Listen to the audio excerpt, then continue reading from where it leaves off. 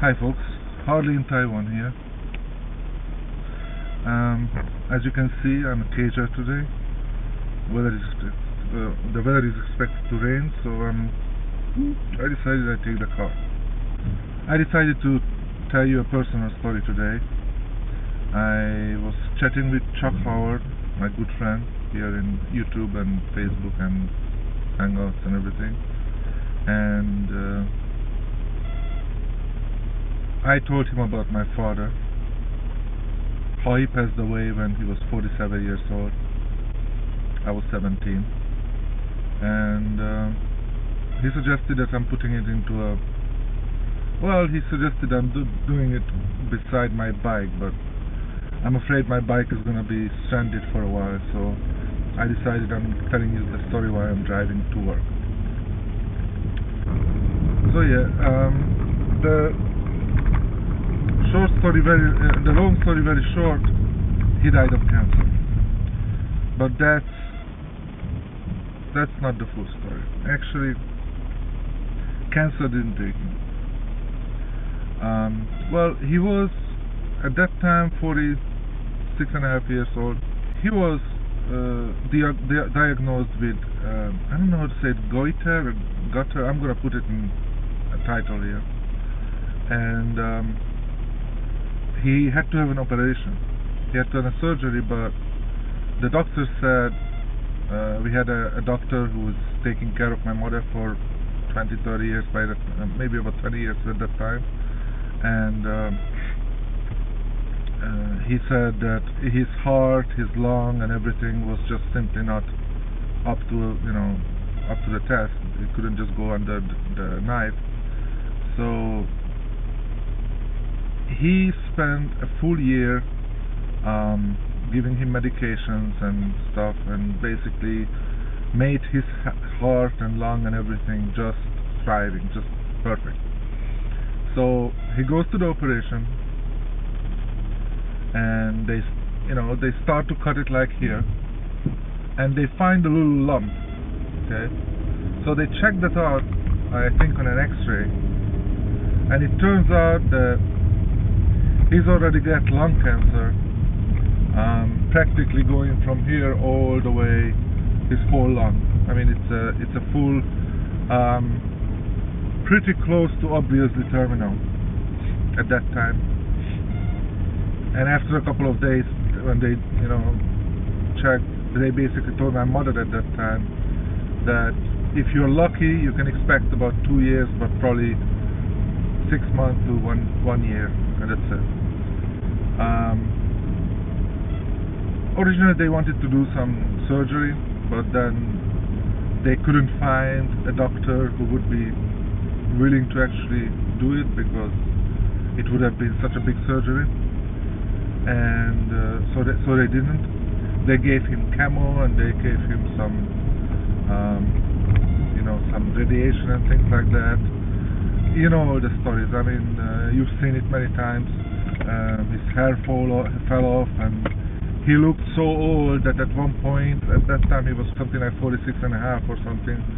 He goes at an elevator. There was an old guy in a wheelchair, and the person pushing it, I mean that guy was like 70 or 80 years old, and that guy, the woman who was pushing the old guy, told the old guy that, oh, let the old man go first. And my father looked back at my mother at that time and just smiled and said, here, old man, eh? So anyway, he went through all these, and by about December, he started to feel, there was some strange things happening. He would have a cup put down on the table, and there was some other item, and he would just want to pull through the cup that other item, or he bumped his head in a staircase or things like that. Basically there was something wrong, and it turned out when they made they did some tests, turned out that it's already spread it to his brain as well. So January 1st he he started to get morphine. My mother told me later that he sat down with her and said, honey, the countdown has started. It's not going to take long. You have to be strong. And we started to explain to her what to find and where, how to actually handle things. And but on about the 13th, maybe 13th or 14th of January, he was supposed to go for another chemotherapy session. And by that time, the doctor said, no need. I mean, there is no point in doing that. And when my mother told him that was the point when he really understood it. And he, in the morning, he was just walking around, actually fully energetic because he was preparing to go to chemotherapy. At noon, when he went to the toilet, we actually had to give him a help. And in the evening, he was completely paralyzed from neck down. I mean, he couldn't move his arms, he couldn't move his legs. Basically, we had to put him on a chair and take him to the toilet. The next 10 days or 2 weeks or something, he was actually mostly sleeping.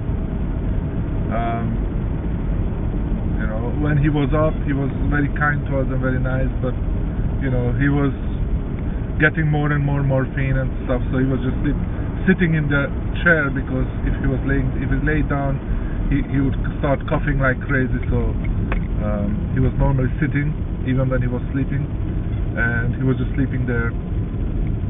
And on the 26th, there were some friends coming over. He was unusually up, he was unusually active. He was joking around and made everybody laugh, but everybody had a little tear in his eyes as well. And then on the 27th morning, my mother found that his breath was shallow and quickened.